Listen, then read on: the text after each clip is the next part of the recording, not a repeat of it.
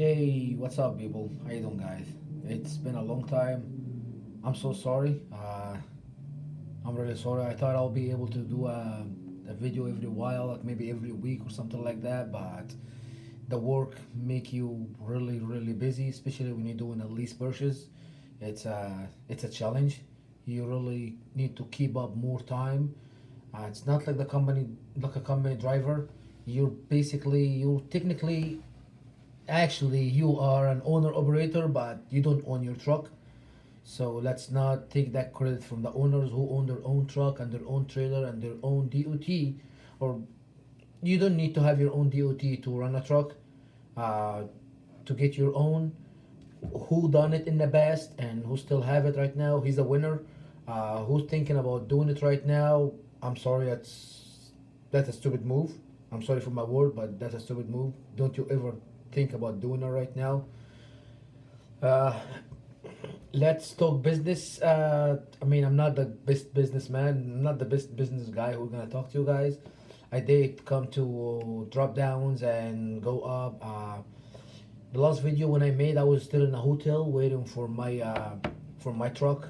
It's technically, I'll give you guys like 5 months review and what happened and what did I move to later on, which is just this week. That's what I finished my new move.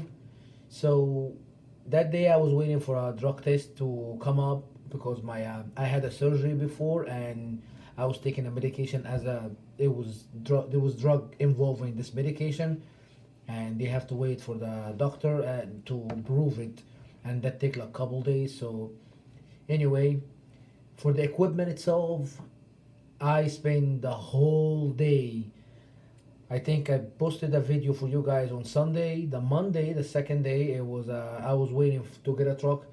They did not have equipment, and this is the one thing I don't know why they're doing that. I mean, I'm not. I'm gonna say everything good and bad happened. I'm not gonna give you. I'm not gonna hammer down like all bad things and cons and all that. No, there was every company have cons and pros. Every company. So let's face it. This trucking, guys. It's even if you're a company driver, there is a lot of company. Every company gonna have something good and something bad. No matter where you work. You work for Schneider, US Express. You're working for a variant or whatever. You're working for even Swift. Let's say it. Every company have something good and bad. For the lease purchase here, as I said before, this is the smartest way. That's still my decision. I didn't change that. That's still it's still my opinion on it. I did not change that. I see that's a no loss from no one. What happened with me? I was waiting for a truck. Someone from the class previous, like I think it was a day or two, he had a truck. I was lucky that he told me that the truck they offered me, the truck that the equipment manager she offered me, he really went to the terminal in Texas, Hudson, I believe so, and he tried the truck. That truck was down transmission. Transmission was dead. It was bad. Dead transmission. Need a new transmission. It was not going to gear or anything. So the fact that the shop know that 2 days already and did not even report it to the equipment manager or the lady or the person who was responsible in assigning trucks to the drivers, that's a waste of time. That's something really, really, really need to look at. So this is one thing, and you are on your own. This is you're getting your own business now. So this is something different. You're a 1099. So that's one thing. This is out of bucket. You stay in a hotel. I was picking. I was keeping calling and trying to get a truck. She got me a truck that was still in Texas, same terminal. A truck would have like 560,000 mile, 2017 Cascadia, which is okay, fine. But here is the sad part. I drove. They rented the car for me. I drove all the way. Returned my car, the one I have, and I took another one. Actually, I did that already since Friday the week before, so that was already done. But the problem is the shop they do not fix anything in a truck. even if you put the truck and you put a big list of stuff like that need to be fixed, they do not fix anything. Nothing was fixed. They technically left the truck. They just did a maybe oil change. I don't know. Maybe the oil change, and they probably filled up the fuel wash, the windshield fluid, the coolant. They just fill it up. Maybe they add some more oil. They changed the wiper, and they left it like that. When I went over there, I checked the truck. You can't see anything until you really drive the truck.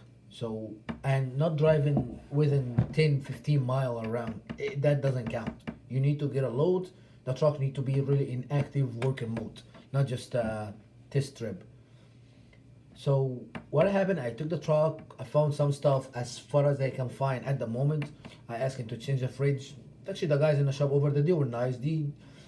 They were, I'm not gonna say they have a bad attitude. No, they have good attitude. They really, the guy, the shop manager or maybe the shop supervisor, he was a cool dude. I think he was Spanish, and he was so cool. He was able to help me. I asked him I need a newer fridge because the fridge I have was really bad, smelling really bad. I don't know the driver before what the hell he was eating, or what was going on, or what kind of food he left in there that got really stink. But they changed it. They didn't have a problem for me. I asked for a windshield wiper because I needed one, fluid. I asked for my engine shut down, the idle shut down, the idle control. I wanted to get this off. I asked him for a speed, raise up my speed because I'm not gonna be moving like a turtle on the road. So they did all this stuff. I got the truck up to 73, I think so, or 72, and I barely will be using a 72 or 73 mile per hour speed, no matter what, loaded or empty, unless I'm really like in the last 50 mile or trying to pass someone, and the road condition and the road speed limit allow you to that. And that's, you guys need to do that. But you need to know that the more speed you go, the more above 65 mile per hour, you using more diesel. So this coming out of your bucket. So you better find your sweet spot and get it. To me, it's 67, 68. I try to keep it that way, and this is good for me. So anyway, I got the truck. I got a load. One of the Asian, I got a 53 trailer, and the Asian, I got my equipment. They didn't have everything. They have some equipment, and I think they have 90%. The straps, they didn't have the 4-inch straps. They didn't have the long dunnage, the 8-foot one. I bought that the following week for because I have a load that needed that, so I bought that. Uh, I can't really remember what exactly they didn't have, but it was not that much. It's just like they technically have everything. Maybe the straps, that was the important one, and that's what I needed from my shop. The first load I got, it was paying good. It was going toward I think it was going to Buffalo, I believe so. It was not a very light load. I pick it up. I picked up the load on Friday, and I went back to the Love's truck stop right next to the shop, right there. And I spent my night, and I said Saturday morning I'm gonna drive and make my delivery on Monday morning, and I will be able to do that. 1,700 mile. I'll be able to do it on Monday morning very early. Like it's Sunday, two weekends, and that day actually the reason I didn't drive, it was already in the middle of the day, and Texas, it's Dallas or Houston, they are busy spot. You really hate your life driving there. So anyway, after 110 mile that day, I got a check engine light. So I kept on driving, no problem, and I decided to. I was gonna be going home the week after. So there is a Freightliner next to me. I said, we'll take it to them. I called him. They said before call the terminal if it's or the shop, the check engine, the Freightliner. What happened over there? It's a Freightliner. After I got loads a whole week, I work, I make money. You should have 3 weeks with no payment for the truck at least. Freightliner took the truck. I put the truck on Friday also, or Thursday. Thursday. I bought the truck on Thursday. Freightliner, it took them 10 days to put the truck into diagnosis line. 10 days. CRST did not have any power on that.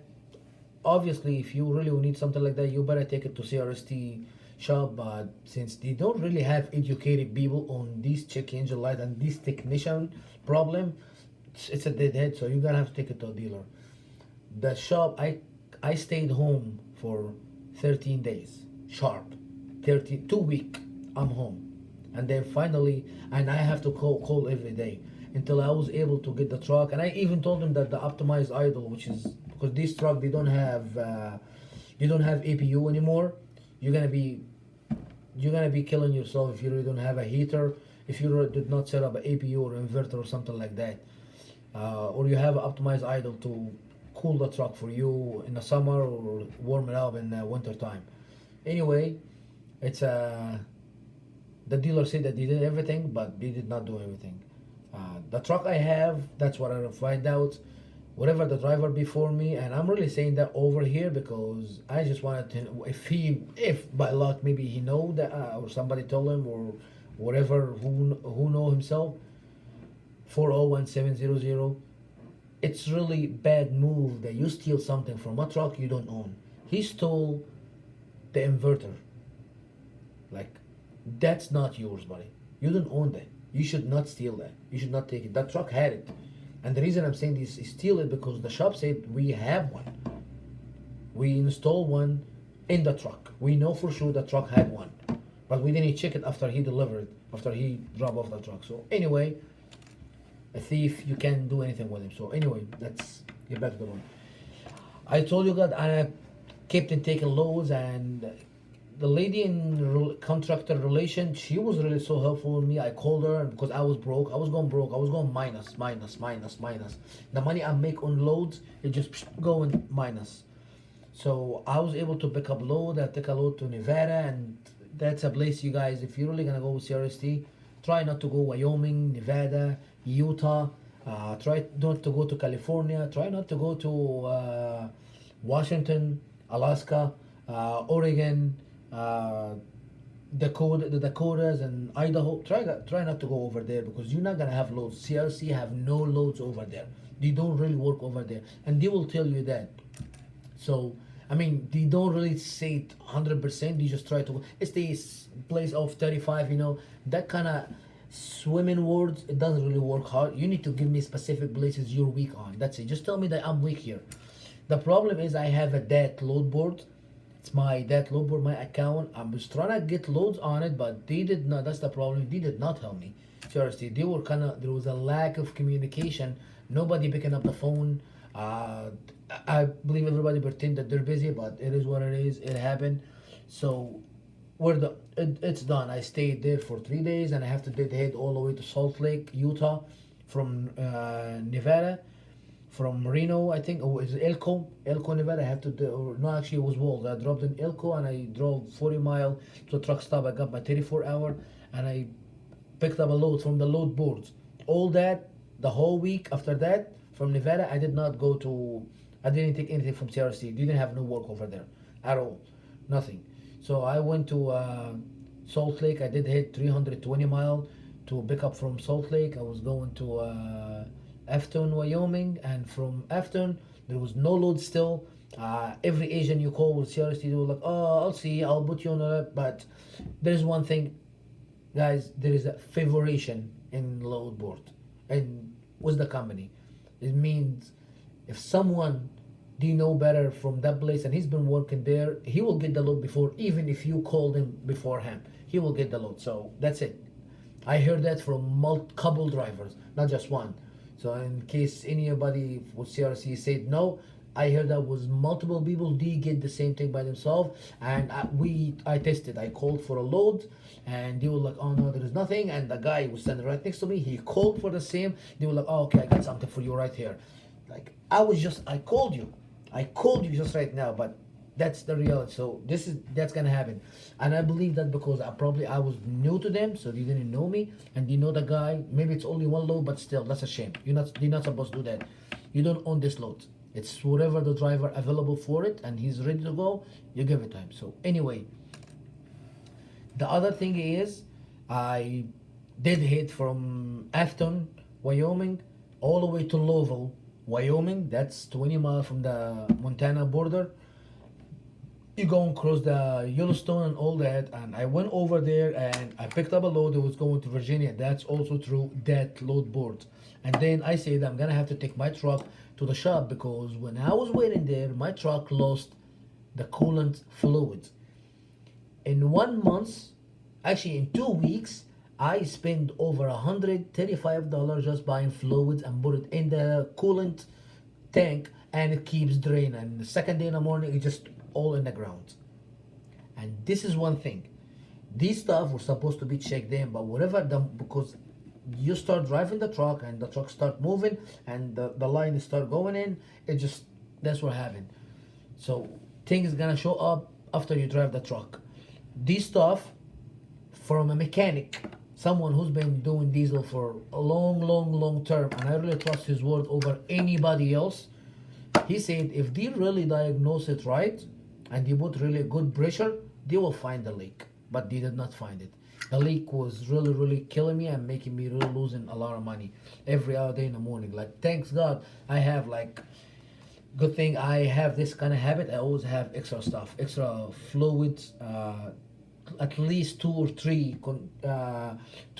gallons of the coolant in the truck.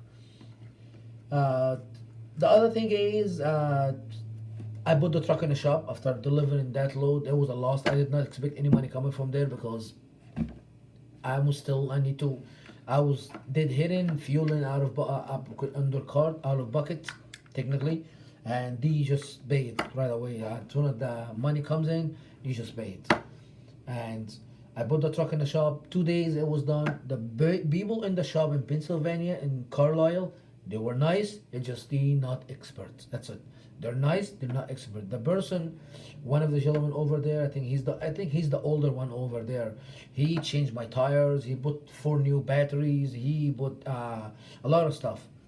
But after that, I got a bad rain. And when this rain started to happen, I find out that my windshield is dropping water. I have rain inside the truck. The truck was raining inside. This is one problem. I complained about it. Nobody helped me out. Especially equipment manager. They didn't help. Another thing is check the engine brake. The engine brake on that truck was not really strong at all. I was holding 45,000 pound, and I tried to put the engine brake. It's technically once it passed 2300 RPM, it just gave me 2 check engine lights, that's not supposed to happen. And it say the only give a message you're exceeding engine brake, but that's a no. That's not supposed to happen. There's something wrong with the engine or the transmission. This is a blow up coming soon enough. So I put that down. To transfer the truck from automatic to manual, so I can keep my engine brake at lower gear, because in Utah, at specific spot in Utah in 80, you need to keep it's downgrade mountain. It's dangerous one, and it's people are so close and speed 55. You really need to keep yourself in a 5th or 6th gear if you're stick shift, which is that's where I am right now. What I have right now. The thing is you cannot put the truck in manual. The truck gonna stay the manual button is not working. It's not working, and you can't even downgrade the shift. It's not gonna do it. You're gonna have to use the brake. You're gonna have to use your foot brake, and your brake gonna smoke. And it is what it is. I have to deal with what I have, and I'm done it, and that's it. These are the stuff I found in a truck and need to be fixed. When I called the equipment manager, I was told that there is a 35 driver in front of me waiting to change their trucks. And actually, this is the problem here. The way how I look at it with the truck, and sorry guys, there's one more thing. When you get advertising for the truck, when you are told about the truck was supposed to be 3.36 rear ratio. So that should be good up and down. Well, you should be good at least holding mount, pulling, going up mountains. These trucks, it's the axle, the fifth wheel, it's not sliding fifth wheel. It's a stay one. It's not sliding, so you cannot play with that. You cannot really give yourself some power. You can't, and that's definitely reflects on the truck power because the truck is gonna be very weak, and it's not really good. Plus, you have the engine brake problem and all that, so that's added up to the list. And I was told there is a 35%. I'm number 36. I asked one question, but I did not get an answer for it, and that's actually what I said on the phone at that time. I don't think 35 driver they have safety problems like me. I have a safety problem, and the only one response I got from the equip manager, if the truck is not safe, then you should not be driving the truck and you should put it. Hello, I know exactly what I need to do with the truck. Do you have something for me, or you still gonna put me for another 2 weeks and then 2 days and then 3 days and more? Because since I've been working with you in less than a month, I put the truck in the shop 3 times. So, what are you doing? Hey, what are you doing? What do you think? You think I really need you to tell me that? But it is what it is. So, from that day, I made my decision. If my truck is not changed in a month or two, I'm moving out. So anyway, the truck was not strong, and I was really trying to give myself. Every time I fix something in the truck, something else gets screwed up. Every time I fix something, I try to do something myself, something else gets screwed up. Plus their work, they are so dead in a lot of spots, and with the favoration of loads and giving loads to specific, that's that's a problem. But the laws they have is good. They have their own agents, and that's one of the pros. They have a lot of agents in a specific area work for them, and they give them loads. They don't, and these agents, they don't, these brokers, whatever, they do not take a lot of cuts. But some of the brokers, I'm not gonna say broker, they are agents.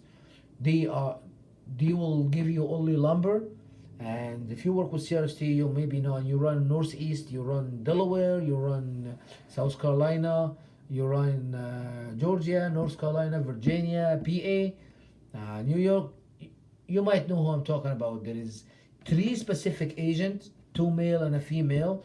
These are double broker. They double break the load. They take a lot of cut from that, and I was supposed to have my phone usually should be recording, but I heard that from one of them, and that's when I made my decision. That's it for me, and I'm not gonna tell them who's the guy. He was telling me I'm not. You don't need. Uh, we were talking and we got into a like hot argument in a person because he called me from a different phone number, not the one I have from CRST. And we talked about it, and he was like, "Listen, I don't care who are you and what you people think about yourself, but I'm not gonna give you 75% of the thing that I'm giving. I'm gonna take my good cut that fits my college degree, which is I don't know what the fuck is that, but whatever, that fit my college degree. You guys, most of you are high school, yeah, high school diploma. That's most of you, high school diploma, and you don't need to make. I don't believe that you should be making 2 or 3 hundred thousand a year. You should live like everybody with your with your education limited to a specific thing. It's a mistake. You guys making a lot of money. You don't need. It's not designed for you. That only should be for people with education. He said that. I'm not gonna say who's that guy, because I don't have no evidence on it. He called me from a number that I think it was online number or something like that. Because I tried to call the number back, it was always canceled, and it was always coming uh,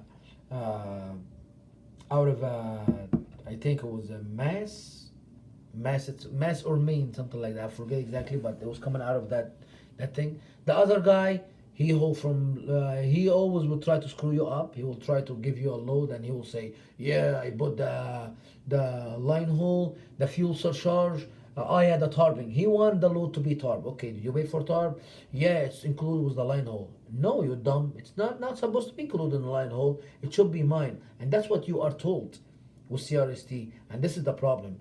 When I spoke with someone from CRST, uh, I'm not gonna say his name. It just he was like, nope, that's not true.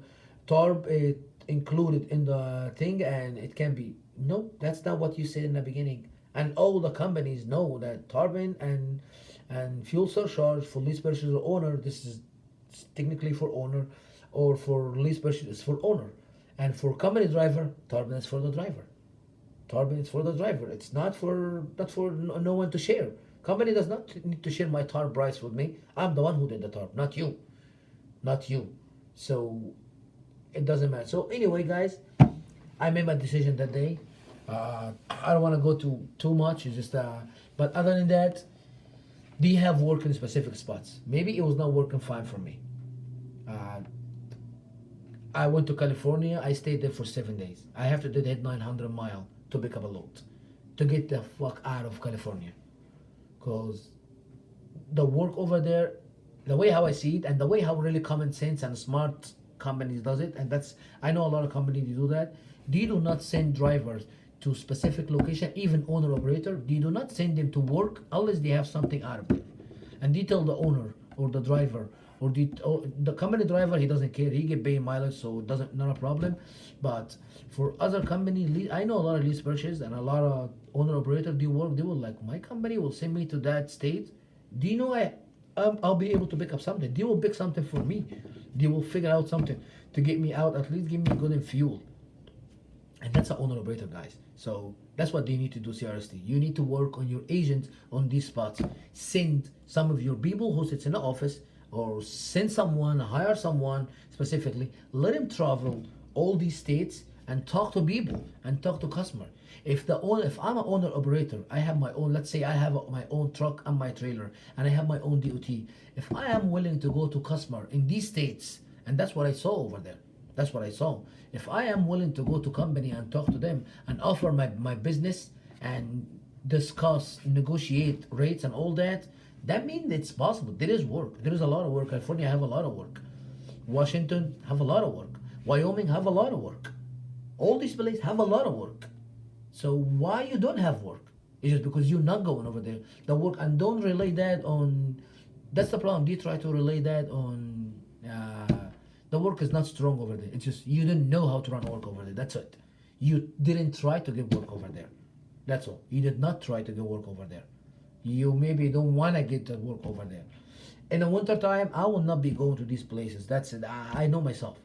I will not be going to these places. I don't care whatever who said what, but I don't want to go Wyoming or Nebraska or Idaho, Iowa. Maybe Iowa. That's it. After that, I'll try not to. Uh, I won't be going to Wyoming or Utah or Montana or Dakota or whatever or Idaho. Or Colorado. I'm not gonna be going there in the snow time. In the winter snow time, I will not be going there. I don't give a damn how much money is gonna be. I would rather keep making a little bit less but cover myself. And northeast or whatever was, I will go to Florida better and did hit 400 mile outside of there, better than going over there and you have to chain up and then take the chain and then chain up again and take the chain. It's a headache. Some people like it, some people not. And especially with a truck like CRST one, I really don't think I want to go over there. So anyway, I made my decision. I went with a new company. Uh, the one thing I was aiming for, I needed a strong truck. I got a brand new truck, brand new. I think I have like 40 mile, 40 miles on it, or 43 mile on it total. It's a T680 and it's a 13 speed, and it's a good gear ratio and good torque. It's a truck for flatbed. A truck really do work. The payment, it's a little bit higher than CRST, but it is what it is. If the truck is helping me, I'll be able to work. Like, I will give you that, guys, clear. I'm sorry, the video take a long time here. I'll try to make another one tomorrow to say a little bit more about my process. I'm not gonna say the name of the company. Maybe some of you know it. Please, if you know it, just keep it for yourself for now. Don't mention it. But if what things are working good with you in CRST, stay there. Don't move just because I said or someone said, guys. That's the thing, guys. If you working with CRST, let's say if I was living in Georgia or South Carolina or North Carolina or Virginia, uh, probably I would, maybe I will stay. I will try to buy my own truck and that's it. I probably will do that. But I live in Delaware. The work around me, there is some work. There is some work. I'll say there is 25% work. When I am home, I did not get a good luck with the work. It's not there. But when I'm not there, most of the time I'm checking. Sometimes there is work. Sometimes there is no. But they're not really working. The diesel in Pennsylvania, it's really expensive. It's really expensive. So there was not work, it was not working with me. But if you live in this area, Georgia, South Carolina, Alabama, you live in Tennessee, you live in these places, and you have work over there. Let's admit it, guys. If you live in Illinois, Indiana, Kentucky, you got work over there. They have work. They have work. I mean, who doesn't have work over there? That's all the companies have a lot of work over there. So there is a lot of work left over that the companies keep calling. I seen that myself. Someone from company, they have loads and the load board is not, nobody's picking up that load. They put it on that, they put it, nobody's coming in. So the guy, he went over to a truck stop. He got two drivers and just to pick up loads. That was in Illinois or Indiana. I think it was in Elkhart. I think that was Illinois. He went over to the truck stop. He got two trucks to come and pick up loads, and they pay him good. So that's the thing, guys. I'm sorry, it's my fault.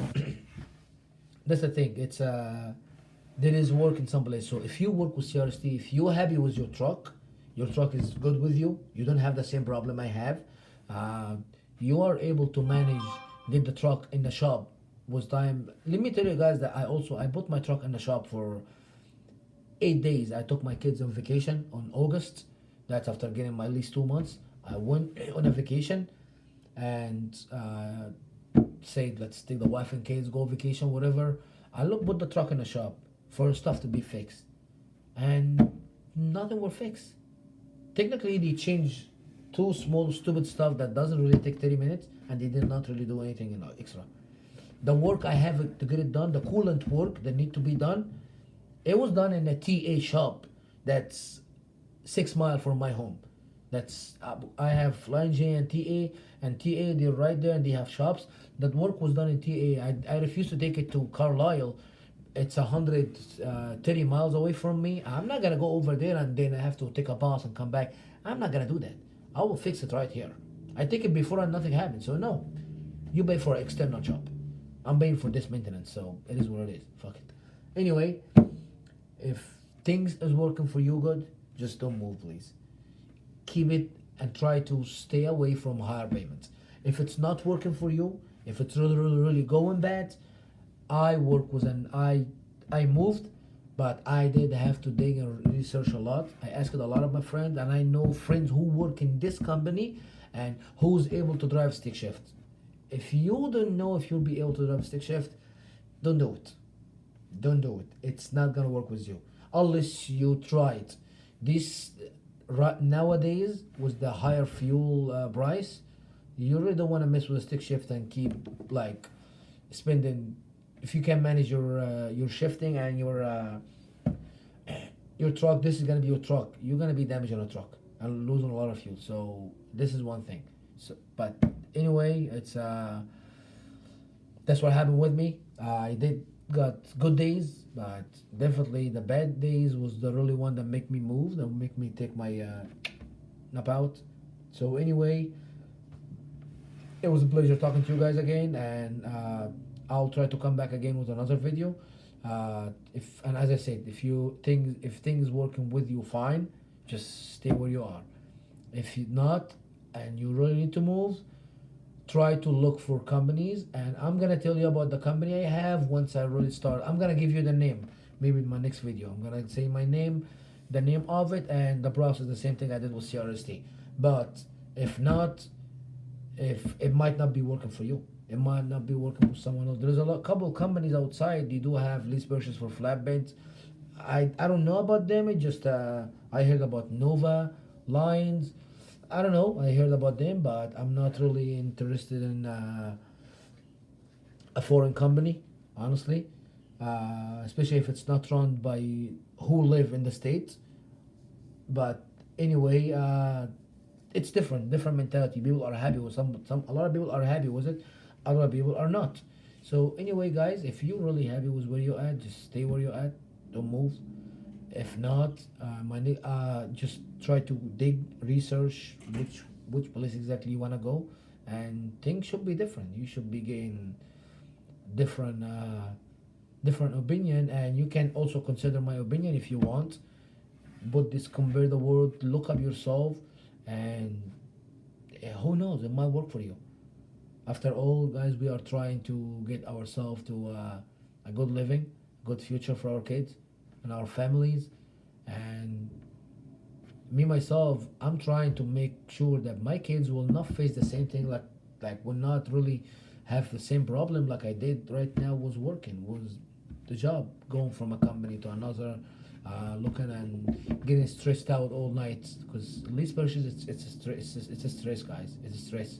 You want to deliver that because you want to get paid. You want to deliver, you want to get paid, and you want to keep the truck things and all this problem. I'll try to make sure that my kid does not really go to that. It's really sad to say that I wish that my kids are not going to be, none of them will be a truck driver.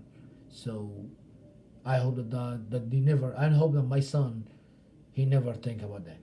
I really hope my son never think about that.